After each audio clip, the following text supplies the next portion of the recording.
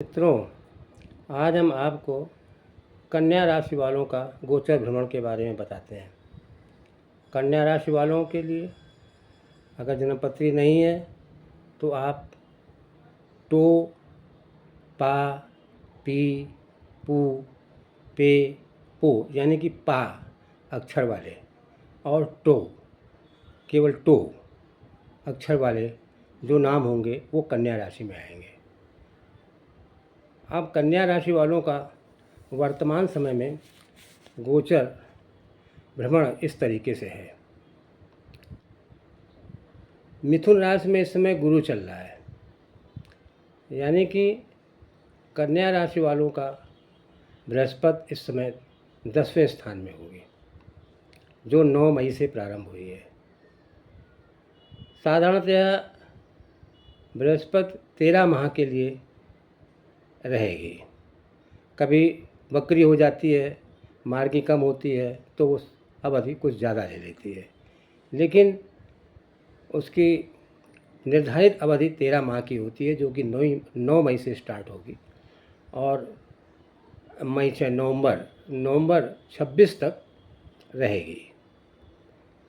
बृहस्पति आपके 10वें स्थान में है, तो 10वां स्थान हुआ राजस्थान, कर्म स्थान, पिता का स्थान। इनके लिए साधारणतया ठीक रहेगी। पंचम, 7वें और 9वें स्थान में दृष्टि डालती है, तो इसका पंचम स्थान हुआ आपका दूसरा स्थान, 5, 10, 11, 12, 1, 2 धन भाव हुआ, यानी धन की तो वृद्धि करेगी। अब वो आपके चाहे वो राजकीय कार्य हैं, प्रशासनिक कार्य हैं या कोई व्यापार है, किसी तरीके से जो है आपके धन की वृद्धि करेगी। सप्तम स्थान में देखा जाए तो सुख भाव आता है, सुख भाव में भी वृद्धि करेगी। अगर माता हैं तो माता के लिए सुखदायक होगी, वाहन आदि के लिए सुख होगी। अगर आप कोई वाहन खरीदना चाहते हैं तो उसके लिए भी लाभदायक होगी। अब ये 9वें स्थान को भी देखती है, तो 9वां स्थान हुआ 4, 5, 6 यानी कि रिपु स्थान, शत्रु स्थान।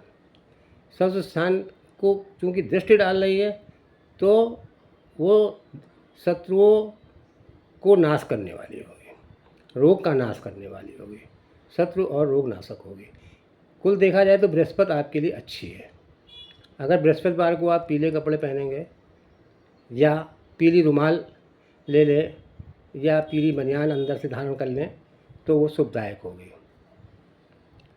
अब आते हैं राहु की बात। राहु कन्या राशि वालों के लिए 6, 7, 8, 9, 10, 11 छठे स्थान में, राहु छठे स्थान में चल रहा है। 16 मई को आया है। इसकी निर्धारित अवधि 1.5 साल होती है, क्योंकि एक ही राशि से उल्टी गति से चलता है, इसलिए इसके समय में कोई परिवर्तन नहीं होता है। ये 1.5 साल ही रहेगी और 16 मई से ये 5, 6, 11 नवंबर 26, 16 नवंबर 26 तक ये आपके छठे स्थान में रहेगी। छठा स्थान है रोग नाशक है, रिपु शत्रु का नाशक है। ये आपका पैरों को भी गतिमान रखे रहेगी, चलाएगी, दौड़ाएगी। बृहस्पति के साथ साथ राहु भी आपका इस हिसाब से अच्छा है। अब राहु की दृष्टि भी बृहस्पति की तरह 5वें, 7वें और 9वें होती है। तो अगर आप छठे से पंचम स्थान देखेंगे तो 6, 7, 8, 9, 10 माने 10वां स्थान। अब यहाँ राजस्थान हो गया। राजस्थान में ये बृहस्पति बैठा है आपके,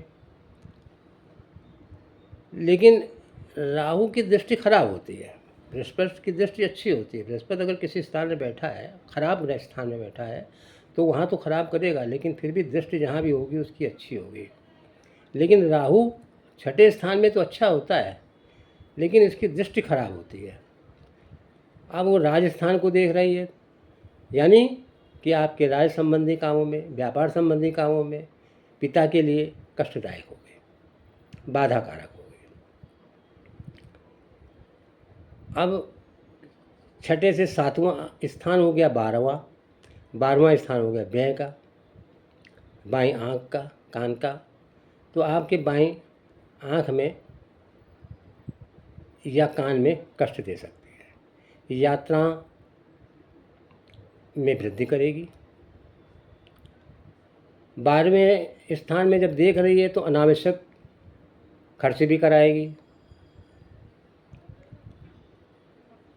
अब 7 हो गया। अब 9वां स्थान देखा जाए तो 9वां स्थान हो गया आपका 7, 12, 1, 2 धन। यहाँ भी धन स्थान को ये भी देखती है। अब धन स्थान की बृहस्पति तो आपके धन स्थान की दृष्टि डाल रहा है तो अच्छा है, लेकिन राहु जब आपके धन स्थान में दृष्टि डाल रहा है तो वो खराब है, माने यहाँ ये धन की निकासी कराने वाली होगी। शुक्र के लिए आप ये राहु के लिए आप बुधवार को किसी भी रंग की गाय को हरा चारा खिलाएं। हरी घास भी खिला सकते हैं, हरी सब्जी भी खिला सकते हैं। ओम रांग राघवे नमः का जाप कर सकते हैं, इससे आपको फ़ायदा होगा। अब केतु की बात आ गई। केतु कन्या राशि वालों को 12वें स्थान में चल रहा है, तो 12वें स्थान वहीं व्यय का हुआ, बाईं आँख, बाईं कान, इन स्थानों में कष्टदायक रहेगा। अगर आँखों में, कान में कोई तकलीफ़ होती है तो आपको लापरवाही नहीं करनी चाहिए, आप तुरंत डॉक्टर को संपर्क करें और उपचार कराएं।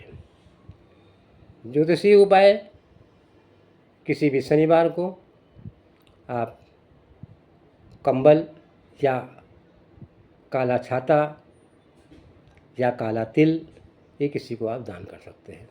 साथ में ओम कें केतुवे नमः, ओम कें केतुवे नमः का जाप बुधवार से प्रारंभ करके इसको आप लगातार 1.5 साल का मतलब हुआ नवंबर 26 तक करते रहें।